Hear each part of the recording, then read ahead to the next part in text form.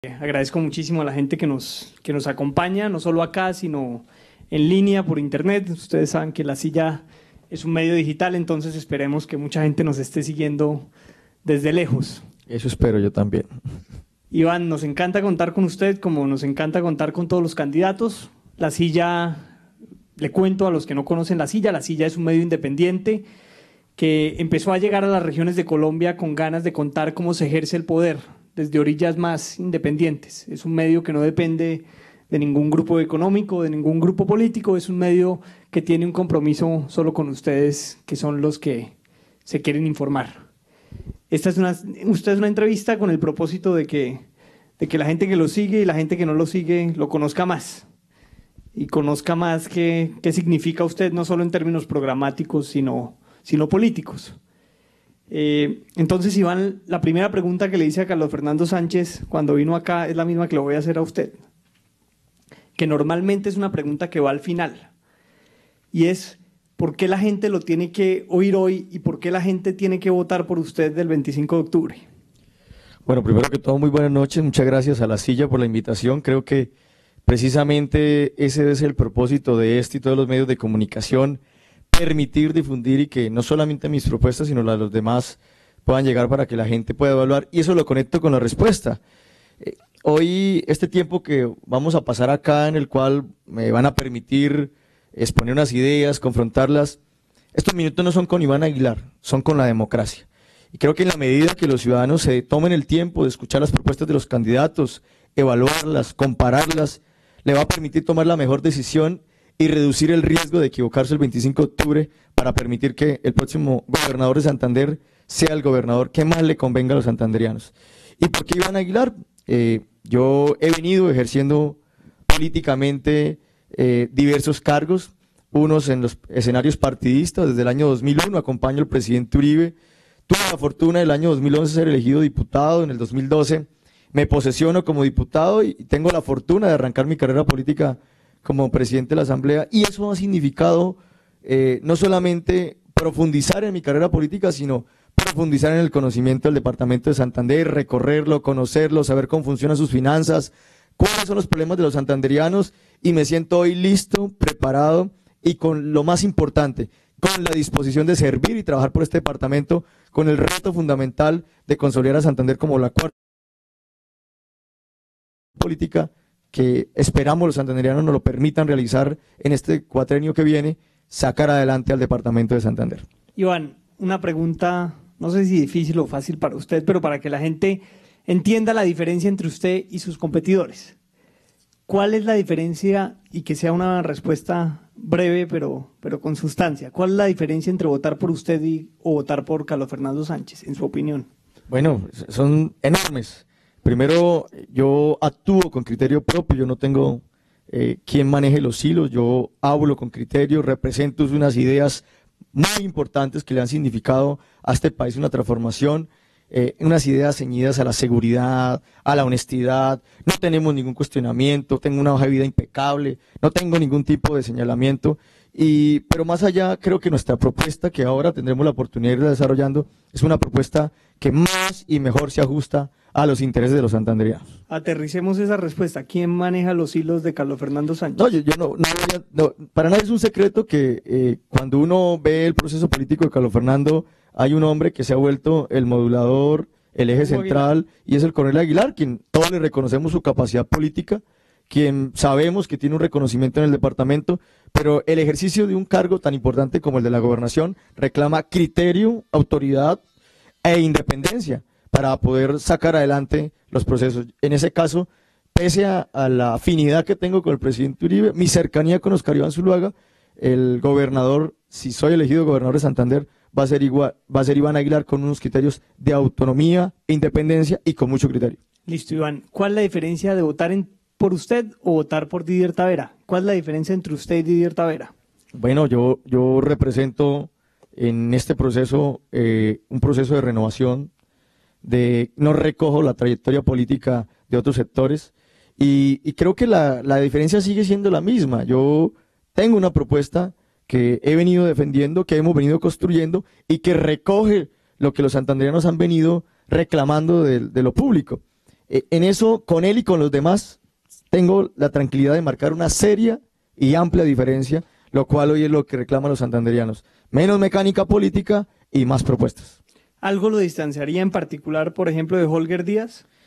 El partido de la U fundamentalmente. Yo me he formado con criterio, con lealtad y con afinidad a unas ideas. De hecho, me expulsaron porque, pues vale la pena notarlo, la U, nosotros los que nos elegimos por la U en ese momento, recorrimos este departamento, defendimos unas ideas y nuestro jefe de debate era Álvaro Uribe. Pero luego por la coyuntura electoral, en un vaivén de la política, el partido se voltea y los uribistas quedamos presos. Yo creo que entonces al que le ha faltado a los electores no fue Iván Aguilar, sino el partido de la U, que por temas más cercanos a la mermelada cambió de postura. Ya le voy a preguntar sobre el pleito que le significa a usted la diferencia con el partido de la U, pero falta Leonidas Gómez. ¿Qué lo diferencia a usted de Leonidas Gómez? ¿Por qué la gente tiene que votar por usted y no por Leonidas? Bueno, yo respeto a Leonidas, es un hombre que se ha hecho en la empresa privada con un criterio bastante interesante, pero pues Leonidas tiene una afinidad con unas ideas en las que yo no comparto. Leonidas es un hombre cercano a la izquierda, donde tenemos una diametral diferencia en posiciones. Hace poco compartimos un escenario que fue el tema del Foro de la Agricultura Familiar de la UCC, y sus ideas están más ligadas a unas ideas en las cuales yo me he distanciado. Pero creo que en lo que sí marca una diferencia enorme es en el conocimiento. Yo creo que a Leonidas le falta por conocer más del departamento de Santander, de su funcionamiento, sus necesidades y de la estructura administrativa y operativa del departamento. Creo que en eso este periodo en la Asamblea Departamental y el haber podido ser presidente de la corporación me han permitido llenarme no solamente de conocimientos, sino de argumentos de lo que hay que hacer por Santander. Iván, antes de entrar a lo programático, nosotros creemos que una manera de entender a un candidato es conociendo qué opina ese candidato de los líderes y los dirigentes políticos de la región. Yo quiero que usted me diga qué opina del coronel Aguilar. Bueno, es un hombre meritorio, hecho a pulso, que representa mucho de lo que es la provincia. Creo que es un hombre que marcó la historia del departamento porque supo entender la importancia de volver a bajar el gobierno departamental a la gente. Veníamos acostumbrados a los gobiernos liberales, encumbrados, que no salían del despacho, que les gustaba trabajar poco, y llega un hombre que llega desde las 3 de la mañana y atendía hasta muy tarde. Lo que le reconocemos al coronel es su capacidad de trabajo, su disposición al servicio, y yo por él tengo respeto, el mayor respeto al coronel. Lamento las circunstancias que han rodeado su vida y él ya ha venido poniendo la cara a la justicia, y la justicia es la que le corresponde determinar si efectivamente se equivocó o no. La justicia determinó que se equivocó y que el coronel Aguilar pactó con los paramilitares. Carlos Fernando Sánchez nos dijo acá que él creía que el coronel Aguilar era inocente. ¿Usted piensa lo mismo? Yo pienso que no puedo fungir de juez de la República. Para la época no estuve cercano al proceso político. Obraría mal en afirmar lo uno o lo otro. Yo pienso que esa labor ya la cumplió la Corte Suprema de Justicia y que por eso él le ha puesto la cara a la sociedad y tuvo que ir a cumplir con la pena que se le impuso. Hugo Aguilar respalda a Carlos Fernando Sánchez y a Didier Tavera lo respalda Horacio Serpa. ¿Qué opina usted de Horacio Serpa? Pienso que Horacio Serpa es un estandarte de la política santanderiana, es un hombre con un gran recorrido político, con el que además también tengo una relación mediana de cercanía. Vale la pena decir, yo voté por Serpa en su gobernación.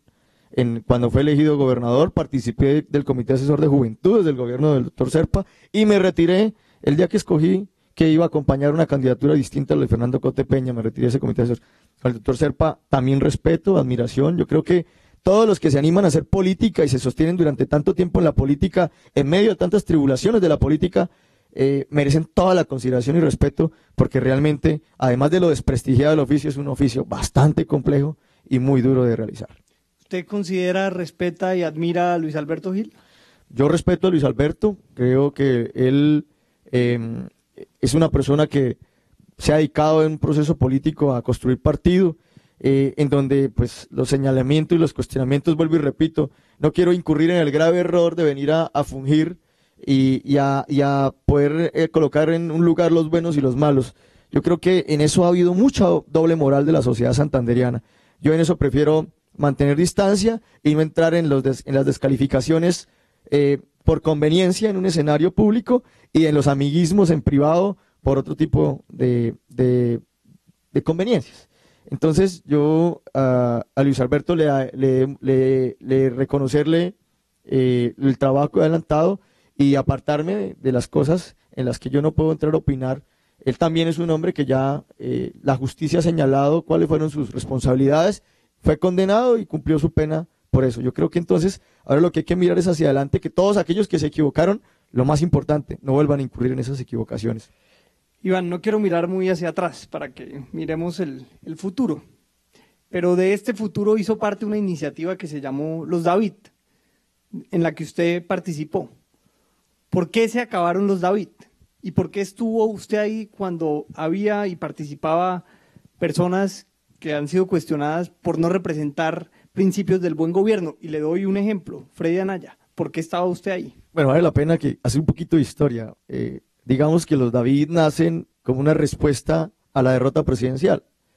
Vale la pena notar que hubo un grupo de actores políticos con sus cosas buenas y sus cosas malas que decidieron acompañar a Oscar Iván Zuluaga. Y yo tenía la responsabilidad de ser el coordinador político de la campaña Zuluaga en Santander.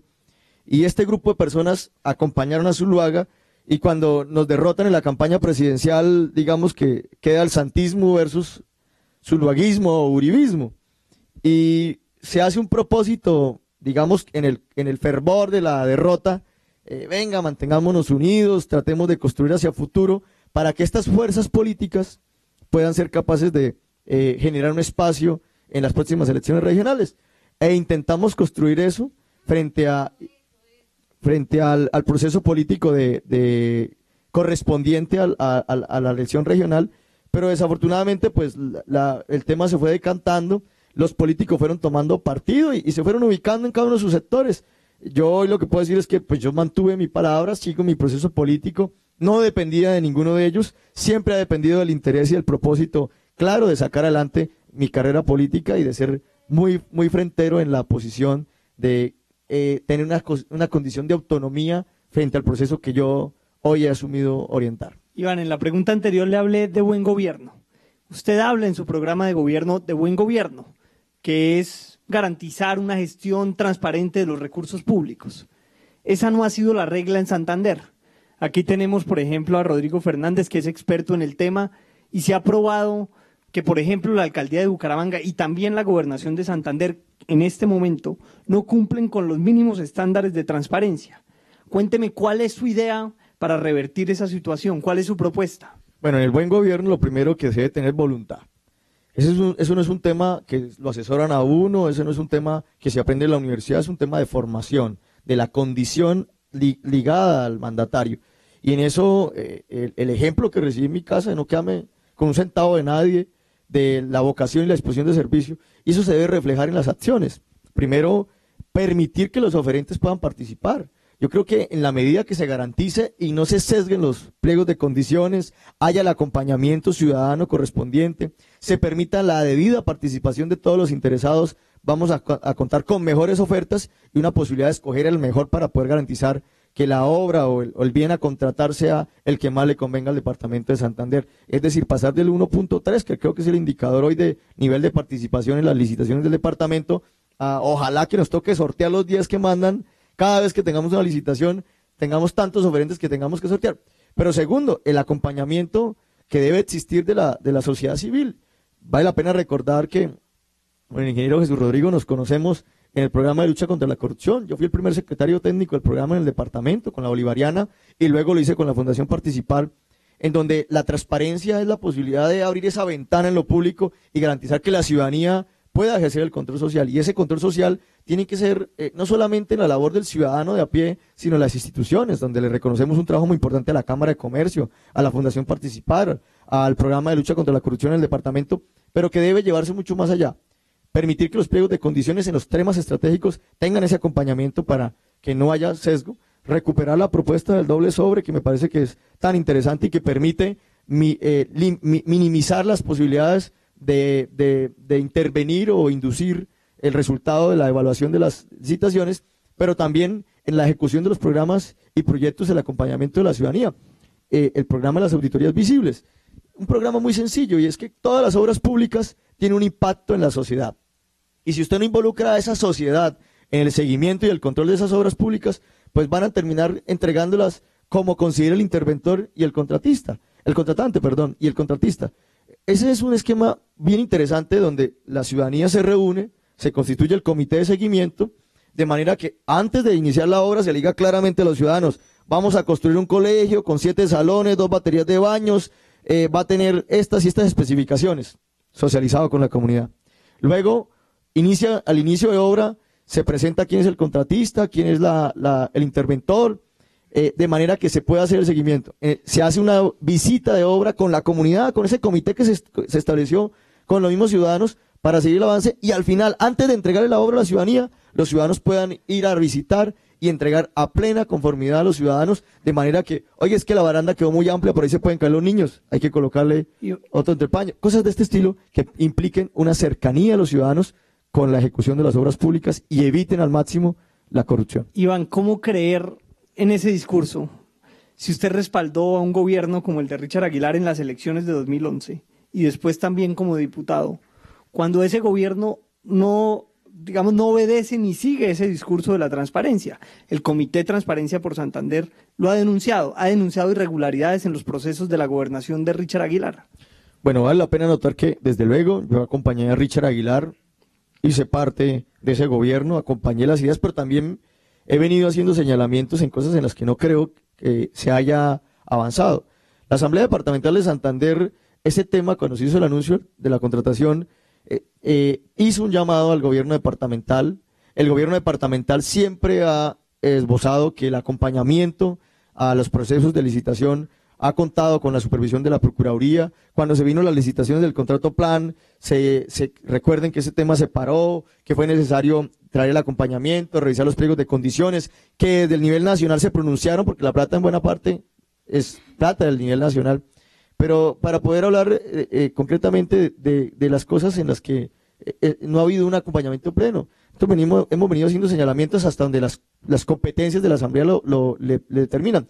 Pero en eso yo sí quisiera que la ciudadanía y que los gremios que hacen esta denuncia fueran más allá, que pudieran evidenciar concretamente los hechos de corrupción, las denuncias, porque es que en este país, para poder denunciar efectivamente, hay que tener las pruebas y los hechos concretos, y a uno le gustaría ver que dejara de ser un show mediático y que pasáramos a hechos concretos en Fiscalía, en Procuraduría, en Contraloría, de manera que quienes tienen la competencia real del control fiscal, disciplinario y penal puedan pronunciarse y efectivamente tomar las medidas del caso. Iván, concretemos la evaluación del gobierno Aguilar. De 1 a 5, siendo 5 muy transparente y 1 muy poco transparente, ¿qué nota le pone al gobierno de Richard Aguilar? Yo creo que el gobierno de Richard tiene un 2,8.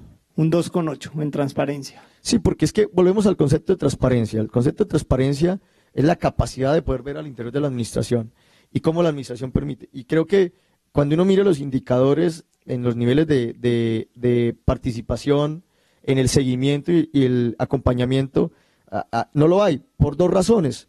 Primero, porque el primero que lo debe proponer y estimular es el mismo gobierno departamental, y segundo, la iniciativa que debe tener la ciudadanía alrededor de estos temas.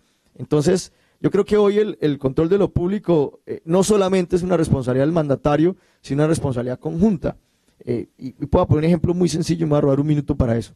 Usted se encuentra una billetera botada y si usted la encuentra solo y la abre y tiene dinero, la tentación es de quedarse la plata.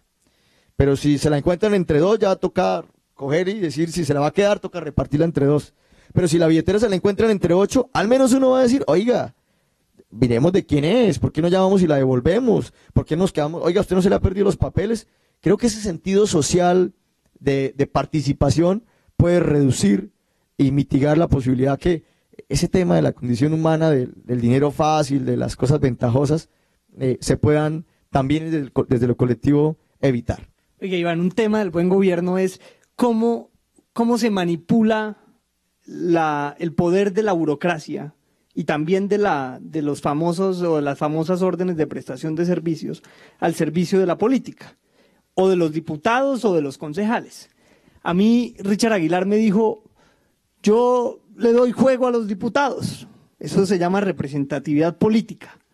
¿usted le daría juego a los diputados? ¿Usted cree que los diputados deben elegir o recomendar quienes ejercen las funciones públicas?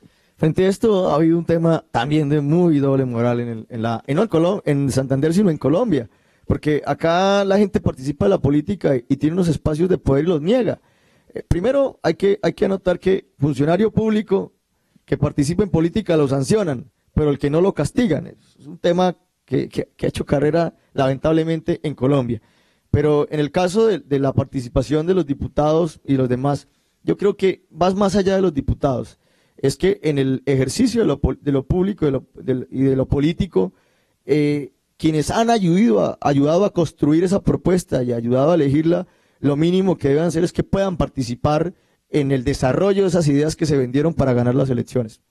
Pero lo que no puede pasar es que eso termine reducido a una corbata, que porque es el amigo de fulano de tal, yo lo coloco, no cumple horario, no va, se gana la plata gratis, no cumple las funciones, y uno se pregunta, y hombre, y toda esa cantidad de gente que se ha contratado, yo lo que creo que debe pasar es que en la administración de lo público, en el caso concreto de la Gobernación de Santander, las órdenes de prestación de servicio deben atender temas que no sean misionales para que comprometen la función, las funciones que tiene la gobernación. Si hay temas misionales, hacer lo que ordena la ley, un proceso de reestructuración y saber qué cosas le hacen falta técnica y operativamente al departamento para garantizar que se cumplan los deberes y los objetos misionales de la gobernación. En el caso de los diputados, yo pienso que no es pecado atreverse a sugerir amigos. Lo que sí es pecado es imponer amigos incompetentes a que no vayan a cumplir sus funciones y que se ganen la plata sin ningún tipo de contraprestación real en su trabajo al departamento. Iván, usted me habla como algo de espacios de poder. Y le repito, usted ayudó a elegir a Richard. ¿Qué espacio de poder tuvo usted en esta gobernación y cuáles fueron los resultados de ese espacio? Porque usted era diputado. Bueno, no, realmente el tema fueron muy pocos amigos los que pudimos sugerir en el ejercicio del proceso político. Yo tuve una representación a nombre del partido de la U. ¿Cuál? En el partido, y el partido tomó una decisión de delegar unas personas para esos cargos, en los cuales yo no la tuve la competencia, porque pues usted recordará que vino un distanciamiento político con el gobernador y con la estructura de política, porque ellos se quedaron en el santismo y yo me quedé con el uribismo. Y una consecuencia natural de eso era distanciarme de todas las cosas del gobierno.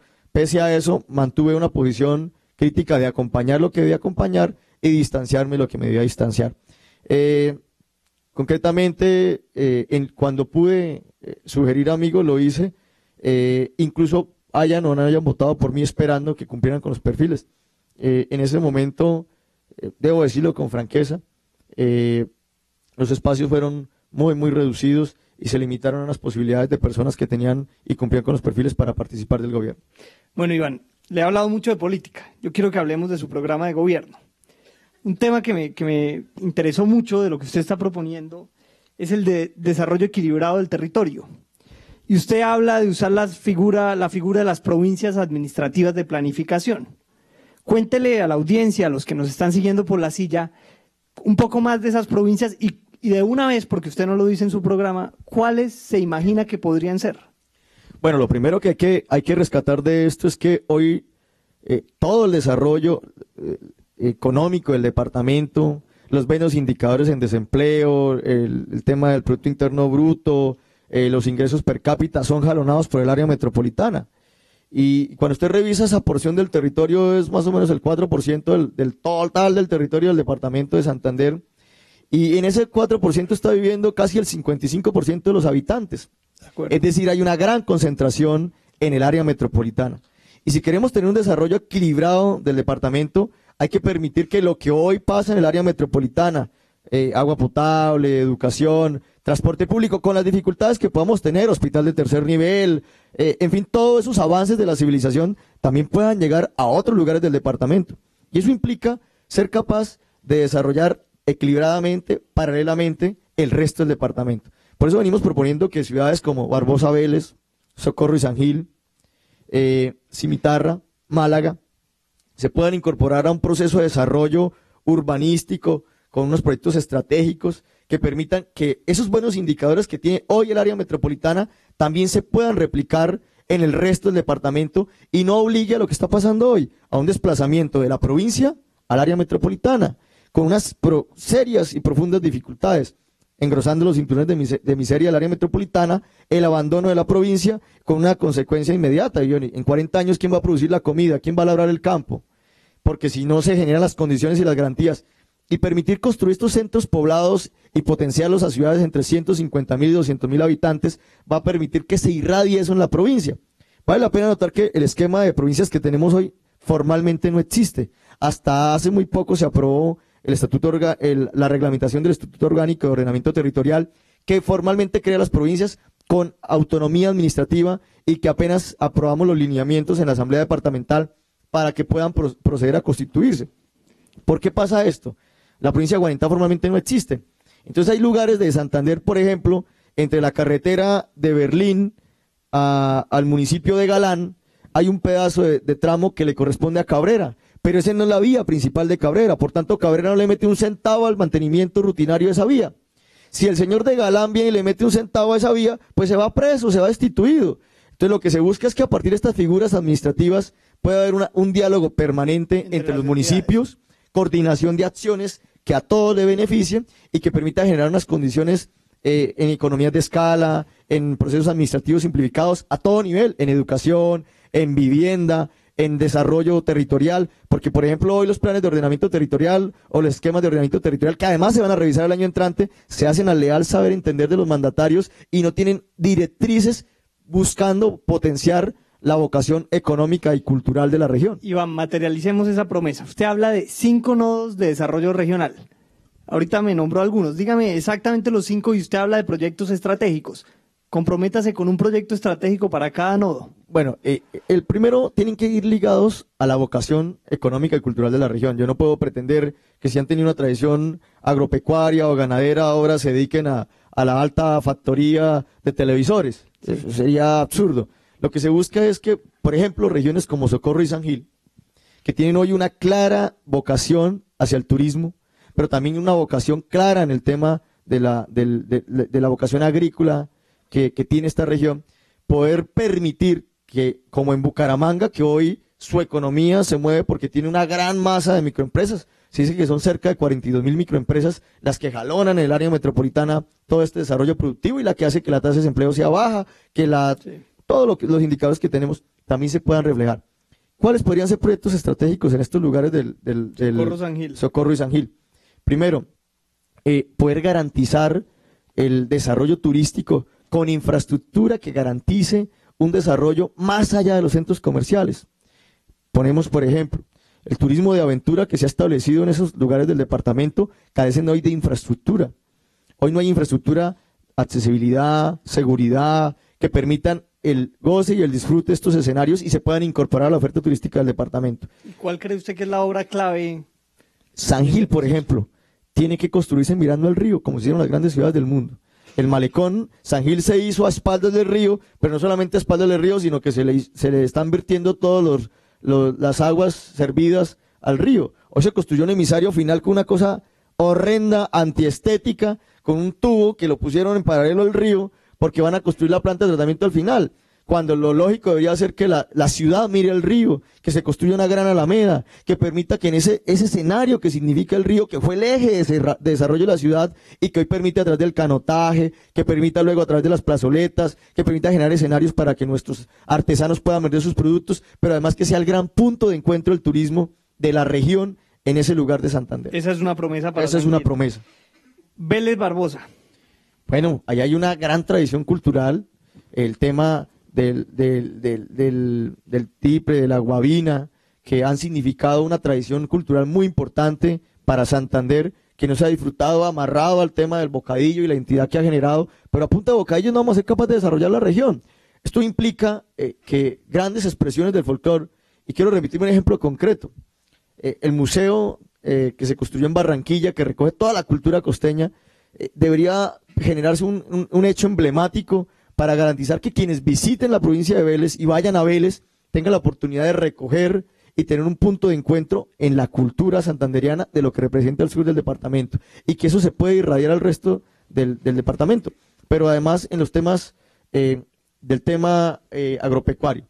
Es una región que fue bastante golpeada por la violencia, que ha venido dando un proceso en la renovación de sus cultivos, pasando de los cultivos ilícitos a cultivos precisamente lícitos, en donde, por ejemplo, hoy la posibilidad del mercadeo, la posibilidad de poder garantizar unos precios asequibles, hoy no existen. Entonces, todo el que está en la provincia de Vélez tiene que irse o a la central de abastos de Bogotá, a la central de abastos de Bucaramanga. Yo pienso que la construcción de un centro de mercadeo con una gran plaza de mercado para el municipio de Vélez, que permita recuperar esa tradición que ha destacado a la provincia de Vélez, junto con ese propósito de recuperar el legado cultural de la provincia, permitan generar un punto y un polo de desarrollo para el departamento desde el sur de Santander. Iván, pero entonces dos promesas, un museo y un centro de abastos o de mercadeo. Un gran centro de mercadeo que le permita a la provincia comunera y de Vélez poder tener un punto de referencia y no tener que terminar en Bogotá o en Bucaramanga. ¿Usted me habló de Cimitarra como otro nodo o atado a Vélez? No, es otro nodo. Con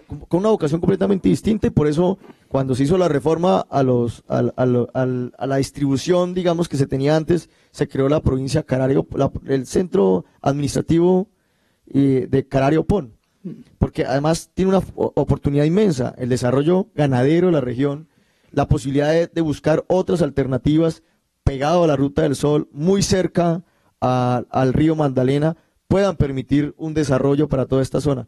Allá el tema ganadero, el tema del desarrollo agrícola, la posibilidad de contar con suelos tipo 1 y tipo 2 mecanizables, donde sí es posible hablar de desarrollo agroindustrial, puedan permitir que ese eje, el Magdalena Medio, tenga una oportunidad y que se irradie a partir de un centro administrativo que recoja y que irradie al resto de la provincia la educación, la vivienda, el empleo y la comercialización que reclama hoy el sector agropecuario. Y fuera del tema administrativo, ¿cuál sería la promesa para Cimitarra? El tema tiene que ser capaz de construir el gran frigorífico de la región que permita que desde la zona toda la producción agropecuaria, básicamente ganadera, tenga una oportunidad para la comercialización a escala nacional e internacional de la carne. Ese es uno de los propósitos que se deben trazar en el municipio de Cimitarra. Vamos en 3 nodos. ¿Cuáles son los otros 2? El tema de García Rovira.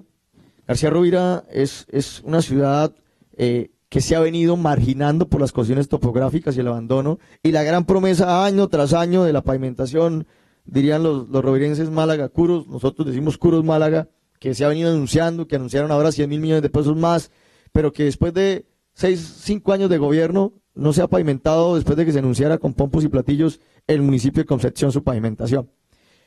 ¿Qué pensamos? ¿También la promete? No la prometo porque no es competencia del departamento. Nosotros, no, pero promete la gestión, porque eso le corresponde al gobernador que no esté comprometido. Por ejemplo, yo me opuse rotundamente a la construcción del puente en Lisgaura, un puente cercano a los 83.000 millones de pesos, un adorno en la carretera que cuando usted hace el conteo de cuánto tiempo se ahorraría uno de donde va a quedar la base del puente a donde termina, son 5 minutos. Y que 83.000 millones de pesos traducidos en pavimento seguramente se hubieran traducido en movilidad, en transitabilidad para la vía y hubieran sido un aporte mucho más significativo que decir hoy en García Rovira que tenemos uno de los puentes con la mayor luz que puede existir en las carreteras colombianas cuando el resto de la carretera está sin pavimentar. Yo creo entonces que en el caso de García Rovira, por ejemplo, allá hay las pocas carreras terminales que tiene la Universidad Industrial de Santander está la ingeniería forestal.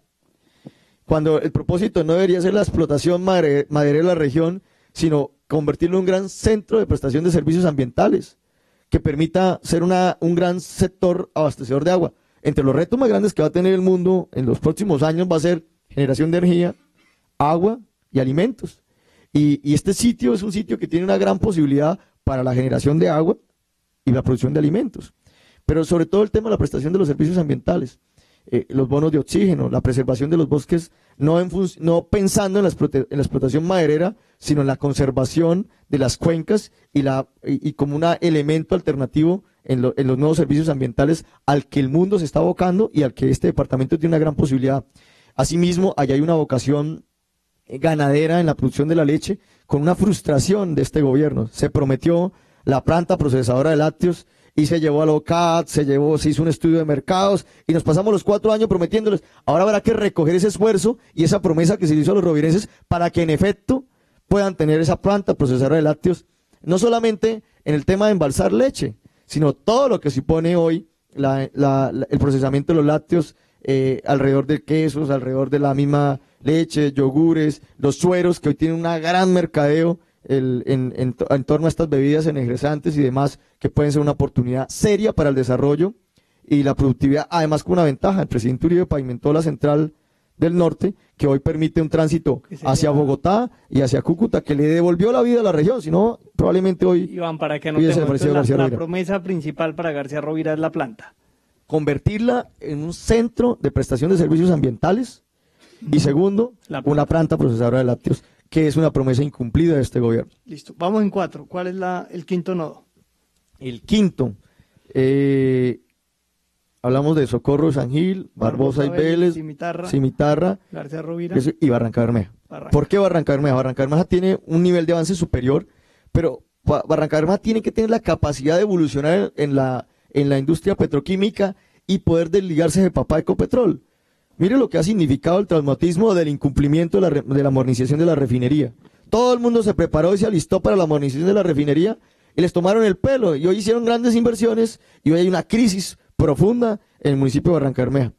Entonces, oportunidades como Hidrosogamoso, la cercanía del río, la posibilidad de la biodiversidad que tiene por el tema ambiental que rodea a Barranca Bermeja a través de sus ciénagas, la industria petroquímica debería darle una oportunidad a Barranca Bermeja de convertirse no solamente en el centro de desarrollo de la industria petroquímica del país, sino que además pueda convertirse en un lugar para entretenimiento, para y combinarlo e incluirlo en la oferta turística, porque hoy sí, si vamos a hablar de turismo en Barranca Bermeja, el mayor plan es ir a la cazuela o ir a comer al puerto pescado. Del resto no hay ninguna posibilidad. Entonces pedirle a Ecopetrol que de verdad construya un verdadero museo de la industria petroquímica. Hay mucho por contar de lo que ha sido el desarrollo de la industria petroquímica en Barranca Bermeja. Segundo, poder cumplir la promesa del gran parque del agua que se debe construir allá para que cuando se llegue a Hidrosogamoso haya un motivo para ir a Barranca Bermeja. Y tercero, Ferticol.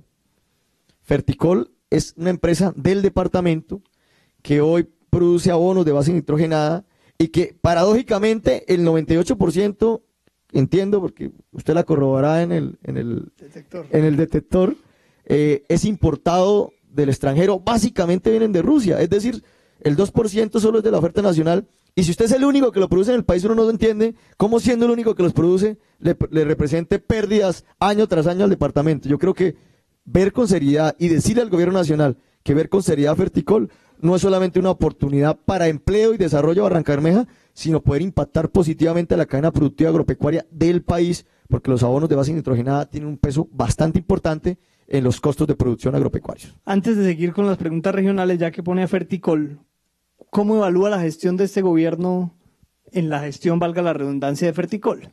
Bueno, del gobierno de Richard. Yo creo que el gobierno anterior y este gobierno me opuse rotundamente a seguir girando dinero a Ferticol. Una vez fueron a la asamblea departamental, nos dijeron que los recursos iban a ser invertidos para potenciar la planta, hacer mejoras y elevar el nivel de productividad, y resulta que se mandó el dinero y la plata terminó en temas administrativos, es decir, en nada redundó en el mejoramiento de la productividad de la planta. Cuando se quiso nuevamente asignar recursos, nos opusimos, porque particularmente nos sentimos asaltados en la buena fe. Yo lo que creo es lo que le hemos venido insistiendo al gobierno departamental, que no es liquidar la planta, que no es venderla, sino buscar un aliado estratégico que permita y entienda el negocio para repotenciar la planta, para mejorar la comercialización y para que en efecto se le saque provecho, que en el corazón de Colombia, siendo el único, se produzca se mejore la competitividad y la productividad de la planta para producir los abonos de base nitrogenada que tiene hoy la oportunidad de hacerlo Ferticol. Oye, Iván, había una región que usted se acordará que hace 4 años ningún candidato dejaba por fuera, una región de Soto Norte, porque en ese momento estaba de moda, y es la región de Santurbán.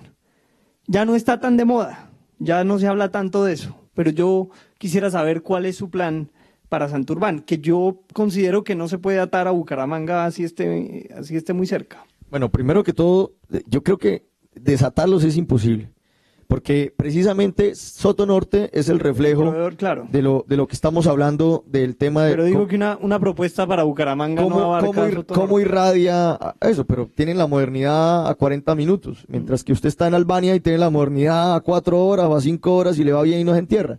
De acuerdo. Entonces, pero ¿a qué voy? Yo creo que ahí también debe haber una solidaridad del área metropolitana. Yo creo que acá se vendió el fufú, el cianuro, el tema de la minería, que se iba a acabar el agua, y resulta que esos señores vienen haciendo eso hace 200 años o más, desde la época de la conquista. El tema del río Oro nace por eso, porque pues precisamente esa zona es una zona en la cual la riqueza de la tierra no se puede negar. Entonces, primera condición, el páramo se respetará, la delimitación de la línea de páramo es un tema inamovible. La intervención del páramo no cabe en ningún presupuesto, además porque es una competencia legal y quien la viole tendrá que pagar por esas consecuencias. Pero abajo de eso, uno tiene que preguntarse, ¿y esas familias de qué van a vivir? Ah, que del turismo, ustedes han caminado, se han subido en un carro para ir a Betas, ¿cómo le toca a uno por esa carretera? ¿Han ido a Matanza? Yo creo entonces que si uno se atreve a hacer señalamientos, tiene que tener la capacidad de compensar esa región. Y si es la gran región productora de agua, lo primero que debería tener el área metropolitana es solidaridad, decirles, oiga, como ustedes son los que están produciendo el agua y como los despojamos de la minería, ¿por qué no los hacemos socios del acueducto metropolitano de Bucaramanga? ¿Por qué no les damos una participación para que fruto del negocio del agua, del acueducto, las finanzas públicas de esos municipios se puedan favorecer? Si tenemos tantos reclamos y decimos, oiga, es que van a dañar el agua allá arriba, pero acá abajo solo nos interesa el agua y, perdón la expresión, y demás los campesinos de Soto Norte. Entonces yo pienso que es mejor tener procesos formalizados, con seguimiento, con respeto a las normas ambientales, a esa minería artesanal que existe allá y que, gústenos o no nos guste, si hoy la prohibimos, va a terminar haciéndolo ilegalmente y ahí sí va a llegar el cianuro a las fuentes de agua, porque no va a haber control, porque no va a haber seguimiento, porque no va a haber vigilancia.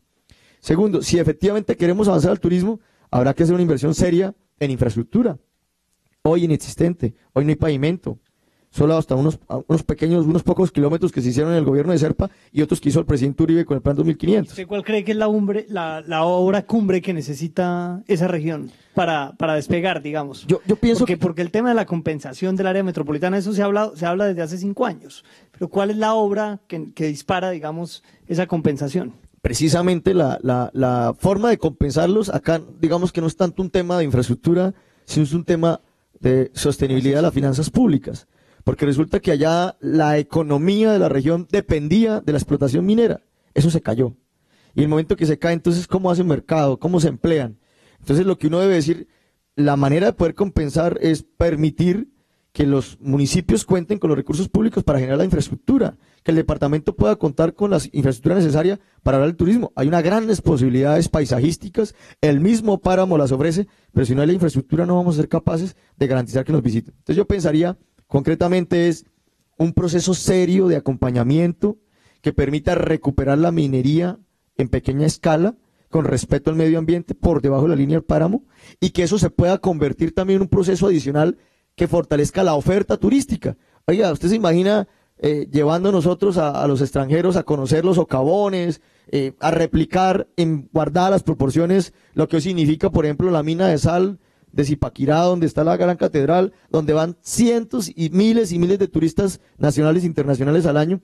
Creo que ahí hay una gran oportunidad con esas minas abandonadas, con la tradición que ha existido y el gran parque de la minería y del oro que se pudiera construir entre Suratá y Matanza, o entre Matanza y California, pudieran permitir un polo de desarrollo a la región. Eso significa entonces que todos estos problemas empiezan a resolverse en la medida que compensemos y establecemos el ingreso de la región. Listo, Iván. Hablemos del turismo, porque lo mencionamos varias veces en este recorrido por las regiones de Santander. El turismo, si usted hubiese sido el gobernador y no Richard Aguilar en los últimos 4 años, ¿habría invertido más de 60.000 millones de pesos en el Ecoparque Cerro del Santísimo? Si yo me hubiese hecho elegir como gobernador prometiendo la construcción del Cerro del Santísimo, me vería en la obligación de cumplir mi palabra. Lo que vale señalar y separando 2 temas. Una cosa es un compromiso de campaña y otra cosa son los costos efectivos de la construcción de esa promesa de campaña. El gobernador Richard Aguilar se comprometió desde el primer momento en que iba a construir el Cerro Santísimo. Él nunca le ocultó a la sociedad santanderiana. Y la gente que votó por él, votó por esa obra. Por eso le hablé del costo. Entonces, ahora el tema de los costos. Hay que entrar a evaluar y ahí es donde toma sentido y todo toma la mayor importancia la sociedad científica de los santanderianos. Ese papel que desarrolla la Sociedad Santanderiana de Ingenieros, que la Universidad Industrial, que el acompañamiento de los organismos de control, efectivamente nos digan si el símbolo ese sí vale los 3.600 millones de pesos que creo que costó, si efectivamente el teleférico, las obras arquitectónicas, las obras civiles, las obras eléctricas, valen eso. Faltaría la verdad porque yo no soy ingeniero, si esos son los costos reales, y es lo que la ciudadanía está preguntando. Oiga, díganle la verdad a los ciudadanos, ¿eso sí vale eso o no vale eso? Entonces, esa es la primera pregunta que nos debemos hacer. Y segundo, frente al tema de John, si yo no hubiese hecho esa promesa de campaña. Yo creo que hoy el reclamo de los santanderianos, particularmente de la provincia, es que 53.000 millones de pesos hay invertidos y hay lugares de Santander que no tienen agua, hay lugares de Santander que no tienen escuelas, hay lugares de Santander que no tienen hospitales, y que la finalidad de las regalías, que es con la que esto se invirtió, debería estar orientado a atender problemas estructurales de los ciudadanos. Y viene la discusión de qué fue primero el huevo o la gallina. Yo estuve de acuerdo porque fue una promesa de campaña. Pero en el caso concreto, no más íconos, nuestras regalías deben ir orientadas precisamente a fortalecer y a permitir el desarrollo de nuestras regiones.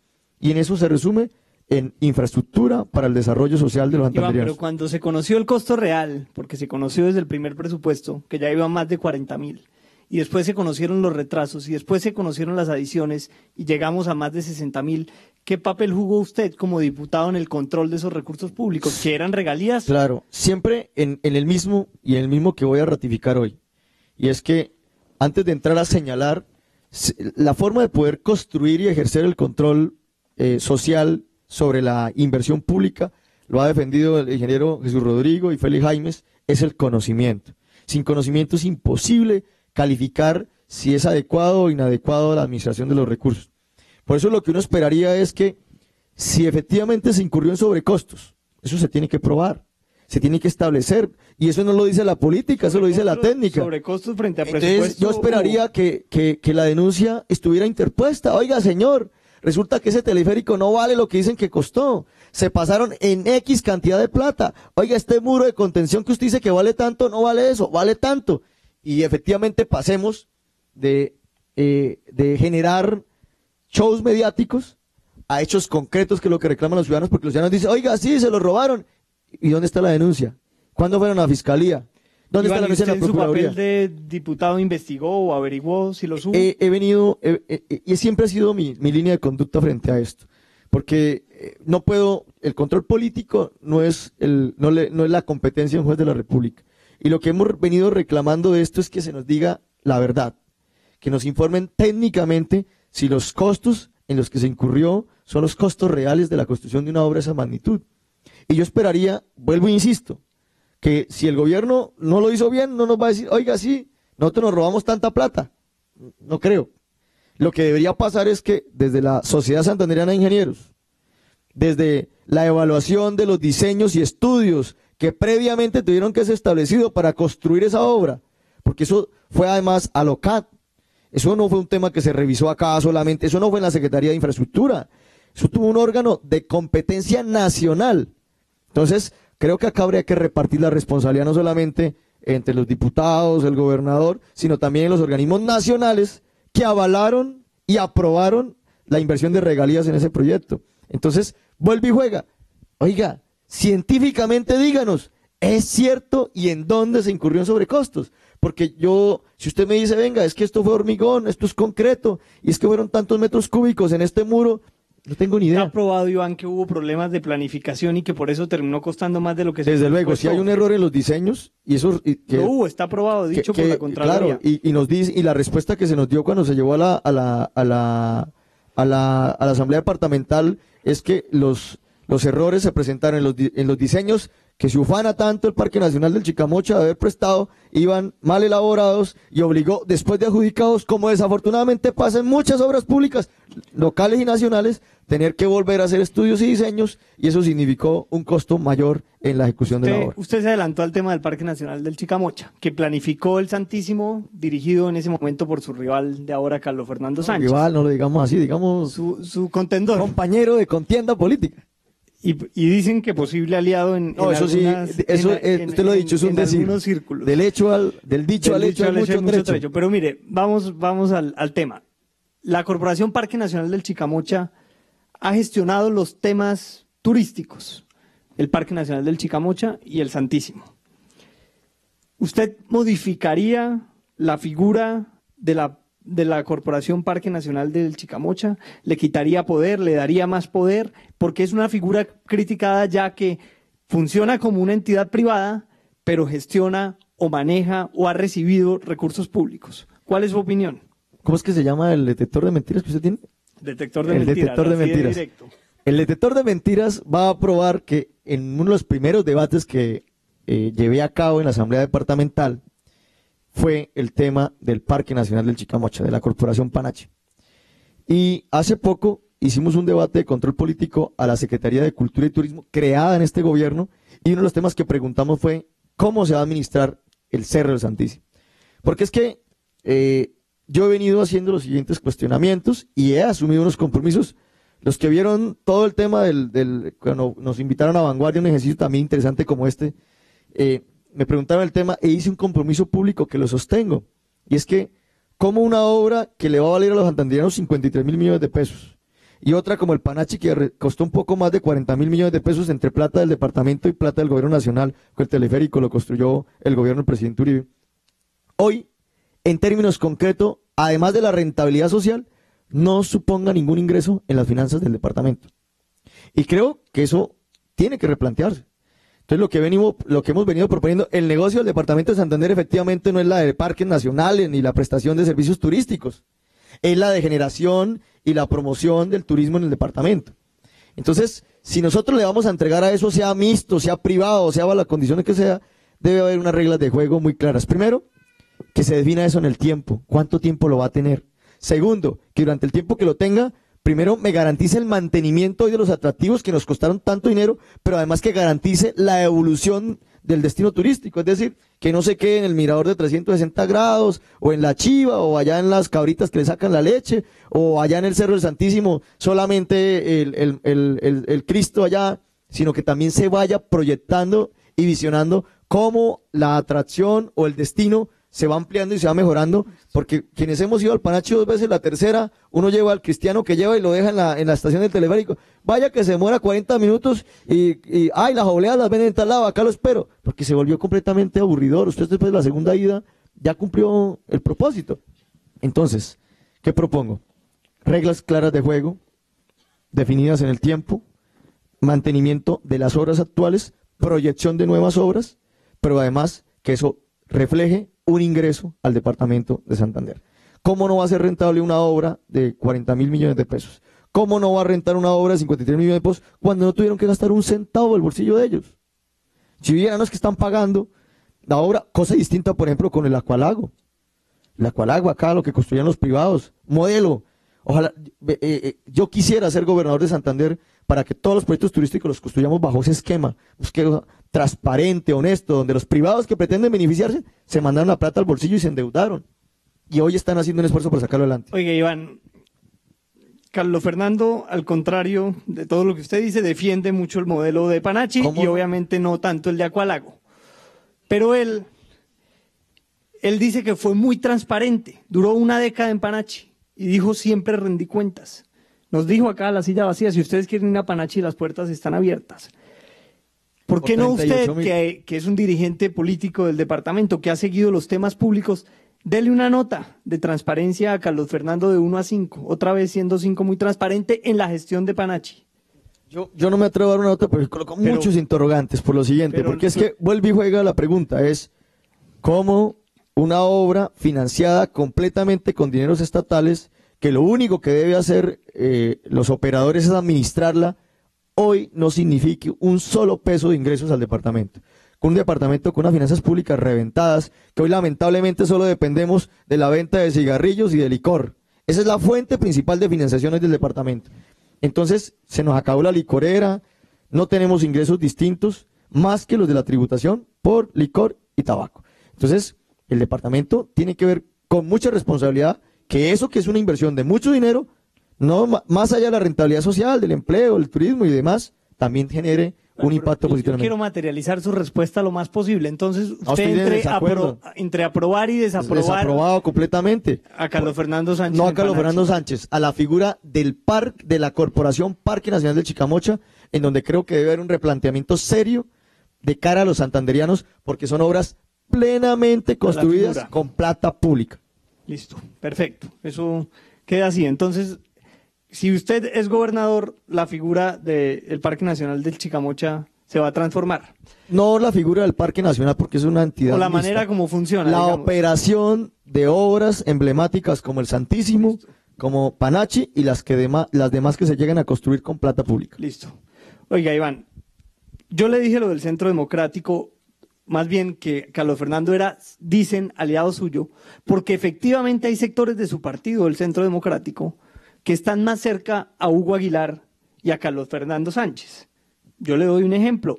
El senador José Obdulio Gaviria ha promovido pública y abiertamente que el Centro Democrático debería acompañar a Carlos Fernando Sánchez. Y hay personas... Me acordé de Chávez, me olió azufre.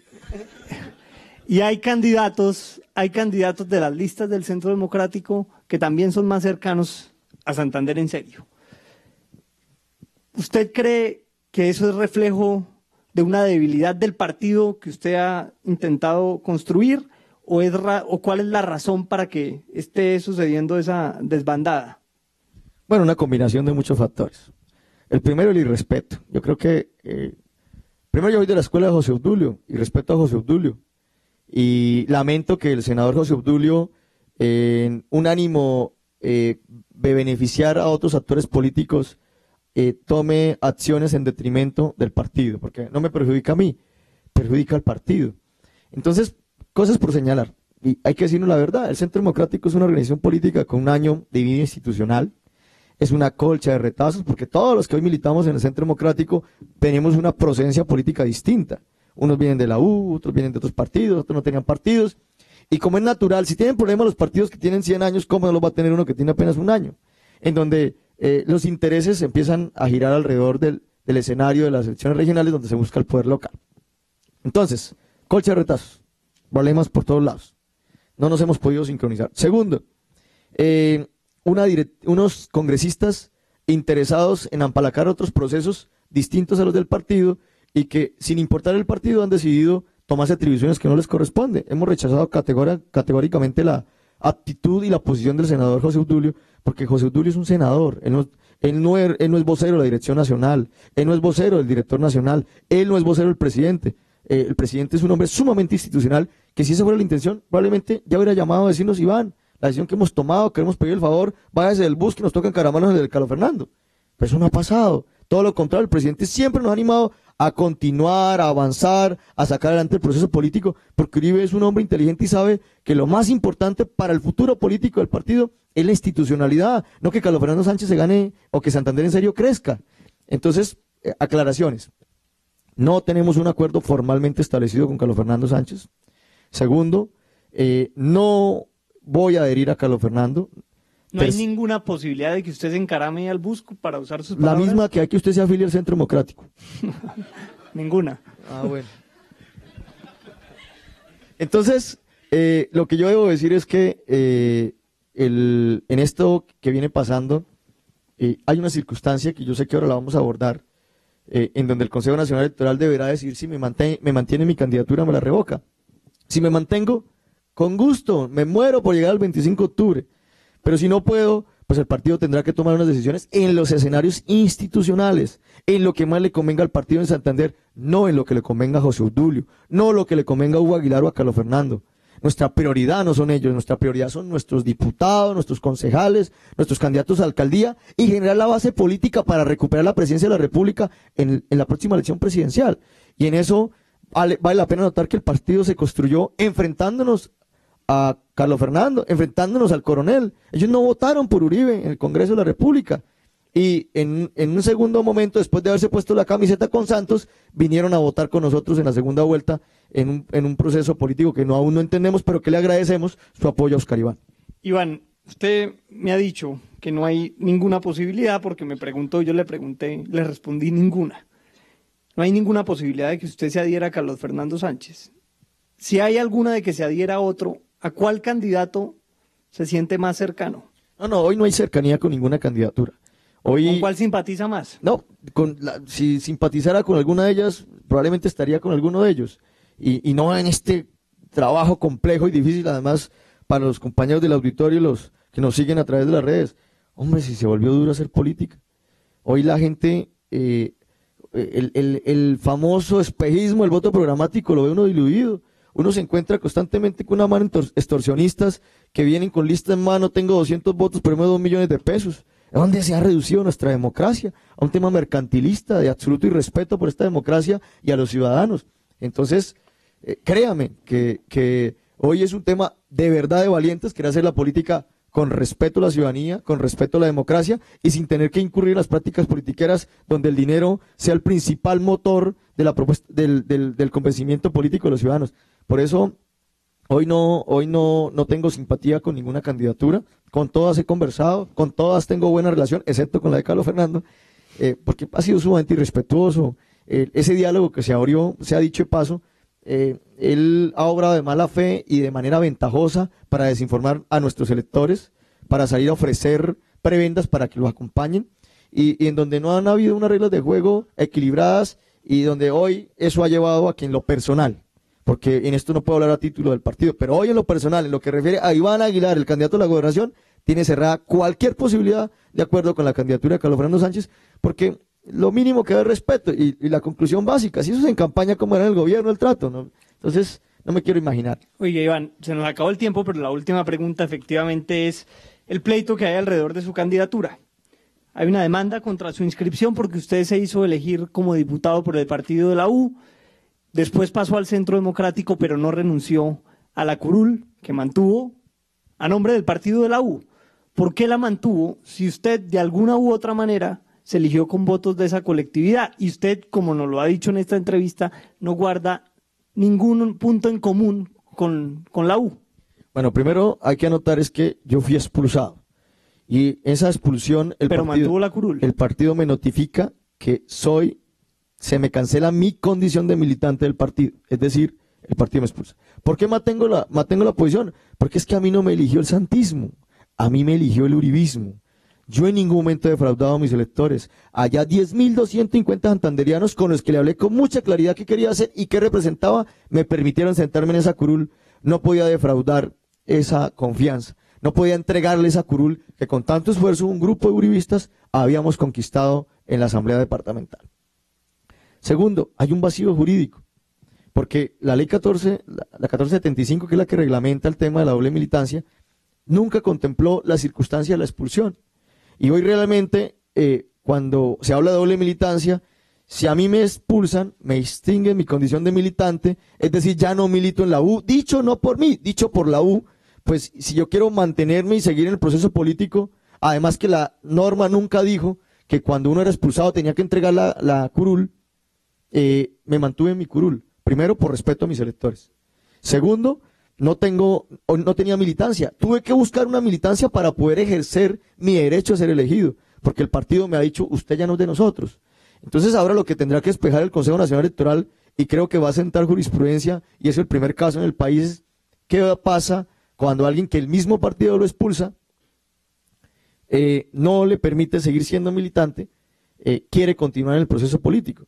Y en esto no hay una reglamentación, no hay unas reglas de juego claras en la normatividad colombiana. Por eso asumí este riesgo y espero el Consejo Nacional Electoral lo pueda afinar. Pero realmente hoy, a mí, ese es un tema que se resuelve. A mí me preocupan más temas de mi candidatura. Mi candidatura, la continuidad depende hoy, primero, de lo que decía el Consejo Nacional Electoral. Segundo, si decido renunciar, que no lo veo. Pero a mí lo que me preocupa es que una de las terceras formas de perder uno el avalo, la inscripción, es la muerte.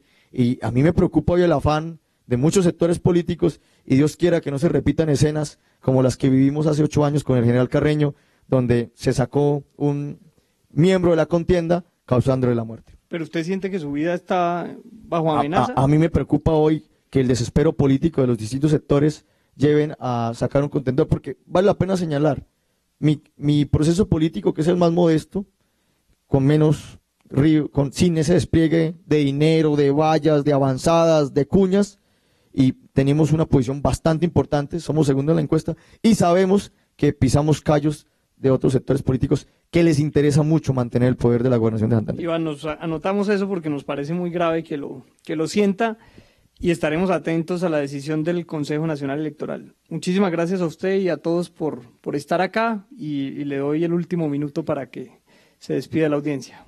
Bueno, muchísimas gracias por la oportunidad, ¿no? Decirles que esperamos que este 25 de octubre ustedes y quienes nos siguen nos den la oportunidad de elegir un candidato que hace la política honestamente, de frente con los ciudadanos, recorriendo este departamento, conociendo sus dificultades, esperando que el ejercicio de la política se pueda reivindicar como un ejercicio honesto y modesto. Decirles que las grandes transformaciones sociales, los grandes reclamos que tenemos como sociedad, solo se pueden cambiar a través de la política. Y la manera de hacerlo es elegir bien esas personas que van a orientar este departamento y esta ciudad los próximos 4 años. Por eso no nos equivoquemos, el 25 de octubre, hágalo por quien los convenza, no por quien les ofrezca o ponga precio a su conciencia. Por eso espero que este 25 de octubre me dé la oportunidad de ser el próximo gobernador de Santander. Iván, muchas gracias.